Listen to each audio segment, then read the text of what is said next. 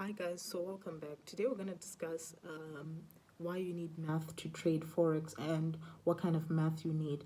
So one of the most popular questions you'll always get is do you need math and do you need to be a math whiz in order to understand the FX markets? And a lot of the times most traders say no, and I'm always shocked at why they say that. And I think when I talked to Siam Kid, I remember he's the nicest guy on LinkedIn. I asked him, do you need math? And he said no. And 5 years down the road, I actually realized that you actually do need a lot of math. Now, it's not the math you're thinking, it's not, calculus or the kind of math engineers do, but you do need basic arithmetic. And it also bears to the same question, do you need finance? Do you need economics? And the truth is, you do. Now, you don't need to be an expert level, but you do need to have some awareness of it. So, what I mean by that is, I remember talking to Simon and saying, listen, if you don't need math, how do you calculate your risk to reward? How do you calculate your risks per trade? How do you calculate your percentage growth and your percentage loss? And Siam basically said to me, listen, I said that thinking that it's basic arithmetic is what I was talking about. So Siam was like, he did A level math. And so he was like, oh, when I was saying that, I was referring to basic arithmetic. That's what you need. So I realized immediately that our definitions of basic were very different. He did A level math, which is like advanced high school level math. And so when he was talking to me, he was saying, oh, I thought you were meaning basic arithmetic, which everyone knows, because he was assuming that everyone's done high school math. But what he wasn't aware of is that when you bring that to a South African context, it's actually a bit advanced level maths. And I mean, you'll find even like grown people struggle with basic arithmetic.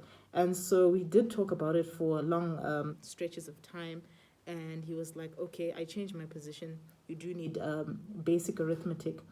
And so, and even if you read Alexander Elder's book, Trading for a Living, he talks about basic arithmetic and its importance in the three main pillars. So he talks of the three main pillars in trading, and he says you need good risk management, you need psychology, and then you need your technical analysis. And then he says no matter how good your technical analysis is, it can't outwork terrible money management. So this brings me to an example of like someone I was talking to had a 77% win rate, right, and was still blowing his account. So I referred him to the book by Alexander Elder, and I said, read the book. And he talks about it basically referring to a diet. And he says if you eat chocolate at breakfast and then you have like pizza for lunch, for example, and then you decide to work out for 3 hours, no matter how much you work out, you still can't work out a bad diet. So some books which are really nice to read are like Jim Simon's book, The Man Who Solved the Market. I like Nicholas Taleb's books. He's someone who teaches math in a easier to understand and fun and practical way. I love Nicholas Taleb's books. He wrote the whole set is called Inserter, and so it has like Fooled by Randomness. It's got the Black Swan, which is a very popular one. He wrote that one based on economics, the Black Swan, and then he wrote about Fooled by Randomness, which is a lot based on maths. So I would recommend that. I'd recommend all his books. The whole Inserto series, you should read that book. And also Way of the Turtle is really nice. It also talks about a lot of the math you actually need and a lot of the calculations you're going to need. Market Wizards is another good one I recommend. And then go check out Simon Kidd's YouTube. He does a lot on economics, finance, and maths, but not a lot. It's what you need to know. So don't hesitate on his 1 hour length videos. You should watch. If he does a video on like macroeconomics, microeconomics, you should watch his videos, even though they're like 1 hour lessons. Or his wealth series. He runs like these 1 hour series on wealth management. You should really watch his videos. And then an example of the kind of things you'll be working out. So number one is your percentage per trade, your win rate, your win per currency, and also play your win per currency and play. So here I wrote halving your risk.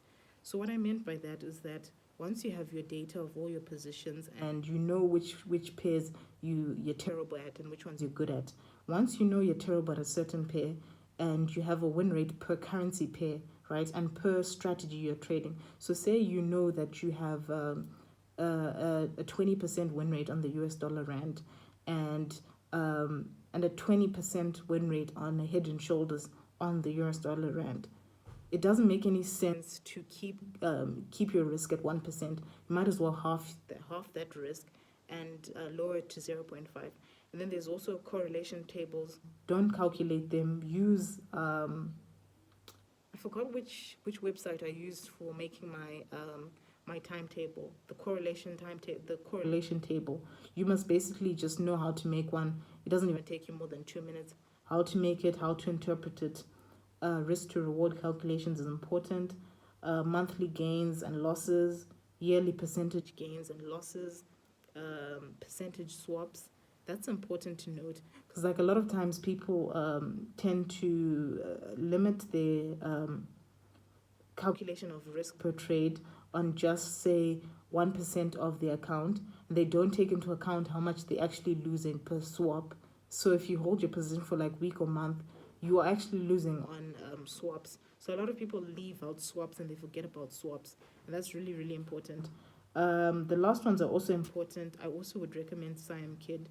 He's done a lot of information, especially on the last two, which is like inflation and deflation and like interest rate. He's done a lot of work on that, and he's the one who actually recommended Nicholas Taleb's books for me, and I absolutely love Nicholas Taleb's book.